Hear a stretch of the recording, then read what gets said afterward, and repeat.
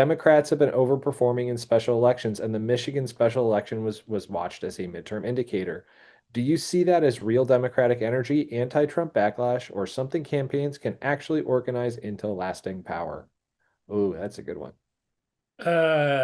Organize, well, you'd have to organize it into lasting power because it's frankly, yes, there's a lot of real Democratic energy out there, but it's probably anti-Trump in a lot of places than it necessarily is, particularly with a lot of independents and some of the soft Republicans that have been voting in these special elections for Democrats. There's still a lot of people that are we need to work to get. But the energy is clearly on two fronts. Democratic energy is way up. Even MAGA is starting to lack some energy in terms of their staying power. And then on top of that, you do have a real schism with independents that have, whether they're not ready to embrace Democrats for the long haul. But as we've also talked about double haters, those two groups are moving hard to vote for Democrats against MAGA and Trump in significant numbers. But the question is, that's still a problem we have to solve later on in 2028. I mean, you look at that district, by the way, in Saginaw, Bay Harbor area. It's kind of just right in the center of the state, really. Kamala Harris barely won it. I mean, it was Yeah, literally like by a one point. point, I think. And so the one question I had is, okay, so Cheddar Green won by basically 20. So yeah, he's overperformed, quote unquote, overperforming. Is that also, it's probably a little that Kamala wasn't super popular at the, end of 2024, maybe a little bit of that, but I do sometimes wonder if we're pegging too much to Kamala Trump in 2024 when it really the story is just the bottom falling out on Trump. Pre-show, Joe, we were talking about. I pasted in our rundown that again I do control. So sorry about that, guys. But uh, a bunch of poll numbers, and there were a couple interesting ones this week. A ton of new data is coming back in the last. This is all from the last week. Exactly the point I think you were trying to get to, Joe. Number one, so far this year, 61% of Democrats versus only 53% of Republicans say they are very enthusiastic to vote. That's from WKSG. But like in a low turnout race, in a special election, in a any kind of special and any kind of off year, and yes, even in a midterm, that kind of gap matters a ton. Yeah, but the reality is that these are specials, and so you got to ask yourself, well, how will that? I mean, because they're even lower turnout than midterms, right? In a lot of these places, but uh, the thing that remains the same so far across the board, and we've actually the difference is these, for instance, Virginia and New Jersey were not special elections. They were real all out, the midterm for those two states for governor. Um, and we saw the same thing. We saw the big moves of independents, big energy with Democrats, less energy with Republicans. And some of the other polling numbers that you're looking at, Alex, where 77% of MAGA Republicans are certain they're going to vote in the general election, but only 59% of non-MAGA Republicans are. Those are the ones that are going to stay home, and we're seeing this. And then there are, with among Democrats, 79%, are sure they're going to vote, certain. And when you actually look at even these sort of generic numbers where you on a forced in the Washington Post, in a forced congressional choice vote, Democrats have a 5-point advantage. But when you look at the people who are certain to vote, Yeah. that goes up to a 9-point advantage. Now, the difference is at 5, we're already taking a majority of the House. And at 9, that goes up It's like a 40 substantially. 40 seat So wave. Yeah. those are the things that we don't know yet. Although clear, it is a clear signal about why Democrats are overperforming. There is clearly less energy among non-MAGA Republicans, far more energy among Democrats, and far more, Even more than MAGA, yeah. yeah, far more Democrats than the pure MAGA base of their party. That's shrinking in size, by the way. The number of non-MAGA Republicans self-describing themselves who aren't sure they're going to vote, but it's going up, is another clear signal. But I still think the most important signal that we've seen all year is independence, where Trump approval now is only 25% among independents. It's a new low, and a new low of 56% approval among Republican leaning independents. By the way, the Republican leaning independents voted for Trump 91%. So you're talking about a new low of 56% approval among them. That starts to show you those are people who are soft GOP.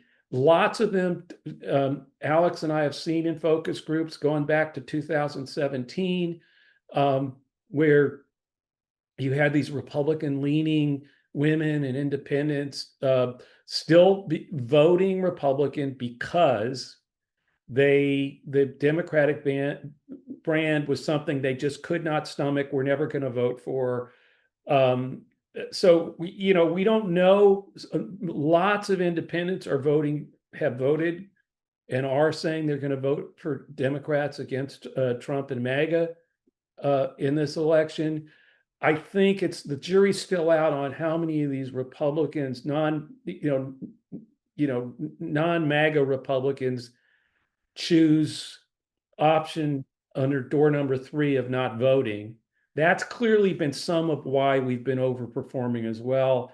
How pronounced that gets actually may decide how big the seat numbers we win will be. This is where one of the questions, really, since he came down the elevator, was this idea of this Escalator. kind of escalator. Yeah, you're Yeah. right. Geez, it'd probably be an elevator now for what Yeah. it's worth.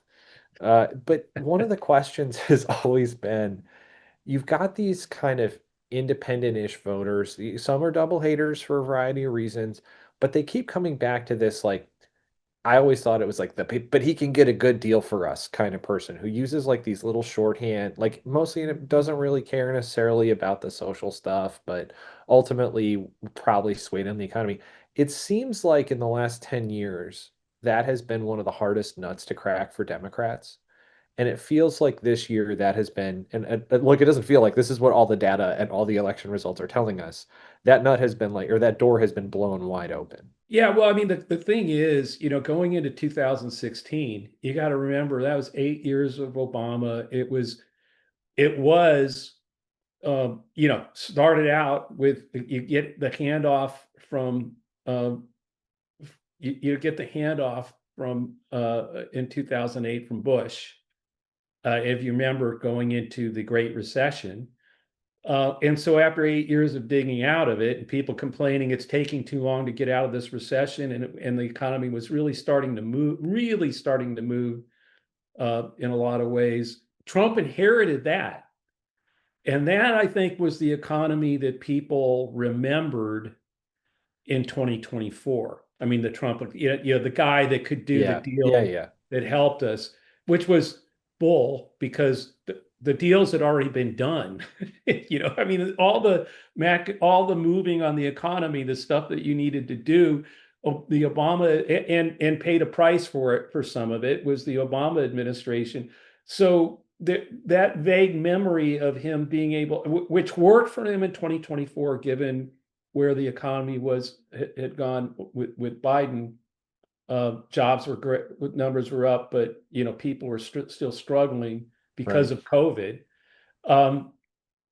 What that does now is that memory of 2016, 2017, 18 is a long way gone. Wasn't really anything but Trump inheriting it. And now look at the deals, folks. Now they got real deals to look at. Tariffs, going after Iran, gas prices, all of it. And he is, as you asked early on, what are they trying to do with the economy? I mean, crash it. Well, I mean, actually, what they're doing is we talk about the K shaped economy. Their grift and corruption is fueling the top of the K actually going for it. Why not? We'll make, tax cuts, all that stuff. We're making tons of money. It's the bottom half. And by the way, a lot of these are Trump's voters, people making under 50,000 a year, people who are not college educated, who are struggling on these gas prices.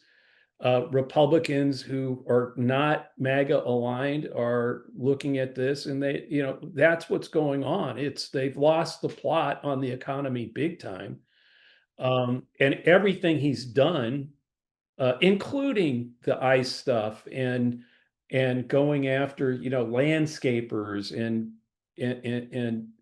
people pick our crops are has done nothing but drive prices up, make hiring more expensive, et cetera. So no, I don't think there's any way, and we've talked about this, there's no signs that any of that's going to change.